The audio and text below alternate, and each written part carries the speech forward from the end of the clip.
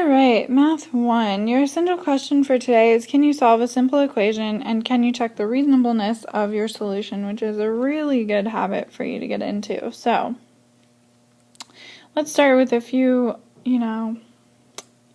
elementary problems. Solving a one-step equation. Remember, we're always balancing our equations. So, whenever we are looking at an equation, we're simply trying to find what makes it true. And to do that, we would subtract 4 from both sides to get rid of the 4. And to keep everything equal, we have to do everything to both sides, not just one side. So in this case, we get x equals 11 minus 4 is 7. Okay, number 2, much of the same. Add 14 to both sides, since that's the opposite of subtracting 14. To get rid of it, we end up with n equals 34. Don't anticipate too many problems here. Number 3 is a little bit trickier, because we have negative 6 plus k equals negative 9. And you'll remember that this plus sign is attached to the k, not the negative 6. So that's a positive k, and the negative 6 is hanging out there. So to get rid of negative 6, the opposite of negative 6 would be positive 6. And so now what we have left is positive k, which means I don't have to write my plus sign. So k equals negative 9, and 6 positives would make 3 negatives. Number 4 you may never have seen before. That pi symbol is really just the same as having an x there. So 2 pi plus d equals 5 pi. If I want to know what d equals, I can get rid of 2 pi. And it's a positive 2 pi, there's no negative sign out there. So I would subtract 2 pi to get rid of it. And therefore I have d equals 5 pi minus 2 pi would be 3 pi.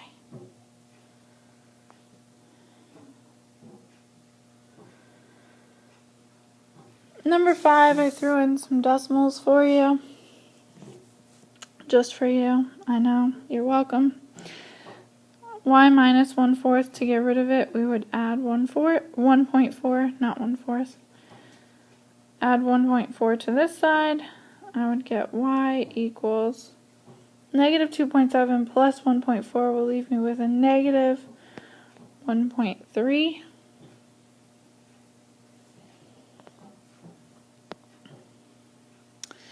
And on number 6, those pesky fractions still aren't going away.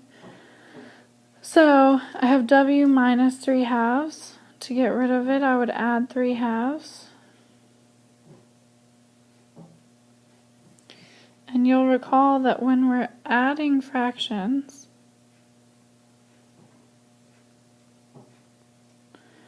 we have to have a common denominator, which in this case, we could use 10.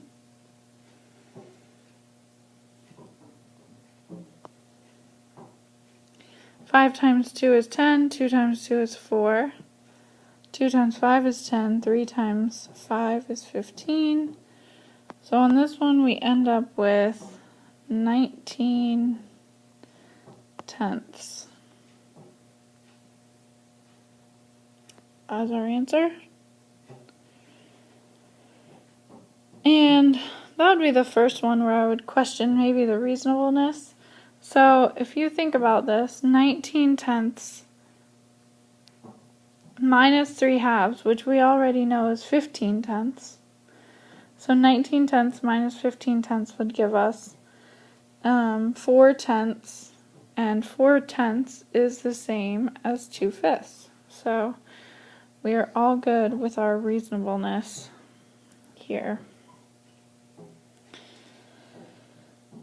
Alright, now for a word problem. Your school's football team scored 49 points, and your team's score was 19 points more than the opponent's score, S. Write and solve an equation to find the opponent's score. So the opponent's score is represented by S. Your team scored 49 points.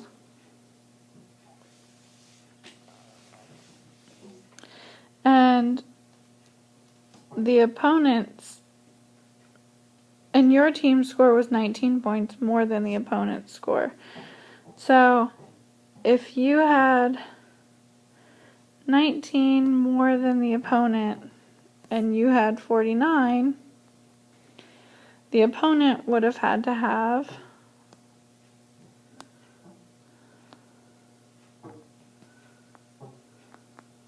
30 points.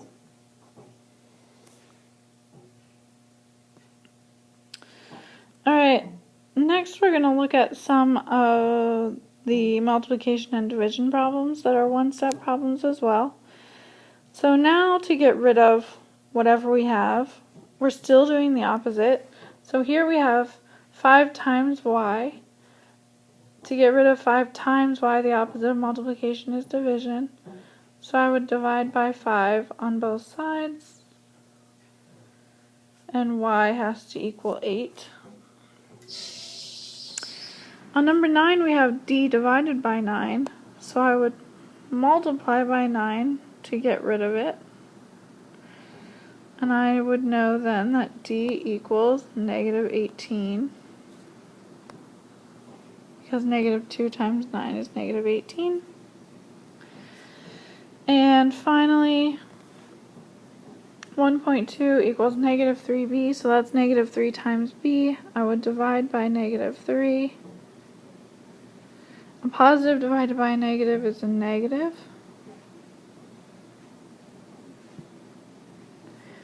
And 1.2 divided by 3 would be 0.4.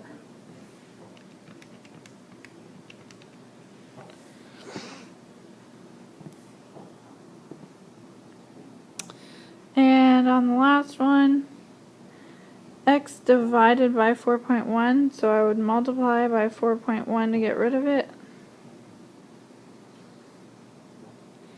Negative 2 times 4.1 would leave me with x equals negative 8.2.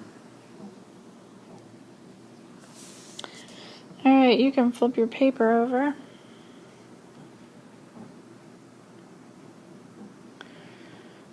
On number 12, we have another kind of fraction problem. And that's 2/5 times p equals 3/5. So we can, like we talked about last year, do this in 2 simple steps. Instead of dealing with the fractions and dividing by a fraction, we can do times 5, because that gets rid of divide by 5. So that would be 2p equals 15 over 5, which is 3. Then divide by 2. So p equals 3/2, which you can leave that way. If you'd rather divide by fractions, feel free. And then we would divide by negative 1.2 here. And k equals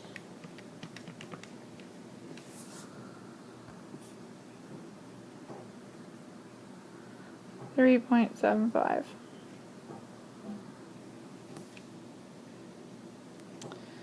On 14, you can earn $7.50 per hour helping your uncle in his shop. You earn $33.75. Write and solve an equation to find how many hours you worked. So to find how many hours you worked, we would just divide the total by how much you made per hour.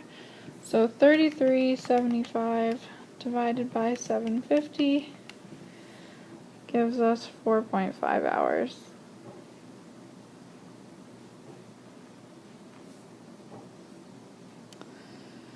Alright, moving on to two-step equations. Again, review from definitely 6th and 7th grade. So, when we have a two-step equation, we need to do opposite order of operations. So we have to go add or subtract first. So in this case, we have a plus 6. And to deal with that plus 6, or to get rid of plus 6, we would subtract 6 from both sides. So I'd end up with 3x equals 12. And now I have just a one-step equation where I can divide by 3 and x equals 4.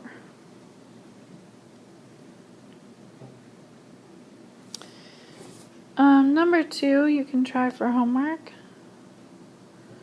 Number 3, I would like to do together real quick. So here we have negative 6 minus 5g equals negative 41. A lot of people get thrown off because this is in a different order than number 1 was. However, we have a negative 6, so to get rid of it, we're going to add 6. That's our adding or subtracting piece. And we have left here negative 5g. You can't forget to keep that negative there. You didn't do anything with that negative because it's attached to the 5. We did get rid of the negative 6. And negative 41 plus 6 would be negative 35. So then to completely solve this problem, we would divide by negative 5, and we would get g equals 7. On number 4, it's a fraction problem. You should be able to solve for homework. 5 and 6 as well. And go ahead and try number 7 for homework as well. So you have just 5 problems for homework. Have a great night. I'll see you tomorrow.